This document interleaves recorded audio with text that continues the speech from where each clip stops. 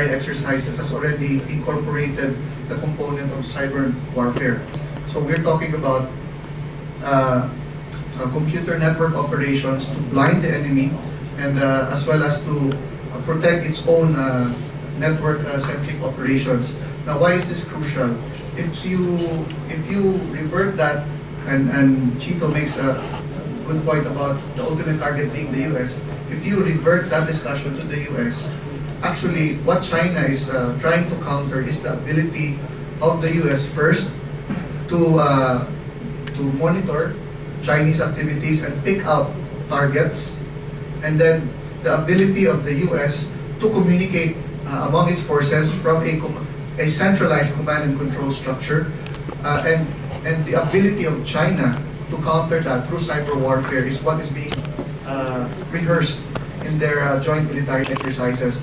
As a matter of fact, under the People's Liberation Army, PLA, their General Service Department, GSD, has created a new dedicated unit just for cyber warfare.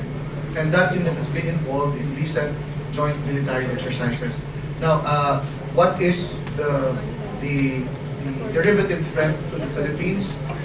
It is not yet evident, because this will manifest only in terms of us being interoperable with the Americans. That's one.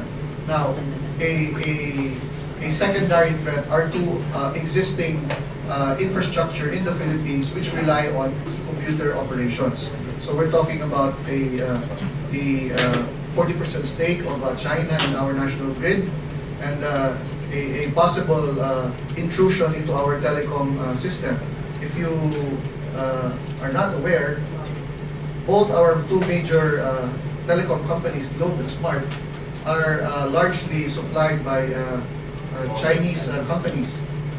If you remember, Globe entered into a big supply contract with the Chinese company Huawei, by the way, whose founder was a former member of the PLA. I'm not saying that it has a direct correlation, I'm just saying it presents certain challenges to us. I don't want to dwell into the specifics, because I do not want to cast a bad light on the commercial prospects of Globe. The same way, Smart was also largely supplied by, even before Globe entered into a contract with Huawei, Smart has been supplied variously by either Huawei or ZTE.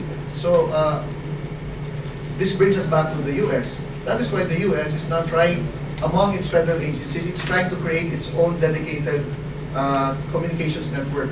Because this was a lesson to them when China tried to spy on the US via the Australian backdoor. They could not directly spy on the US. That's why China tried to spy on the US via its allies. And I see the same thing happening with the Philippines if we try to establish that kind of connection with the US. So the threats are both economic in terms of our infrastructure, as well as security in terms of our interoperability with the Americans.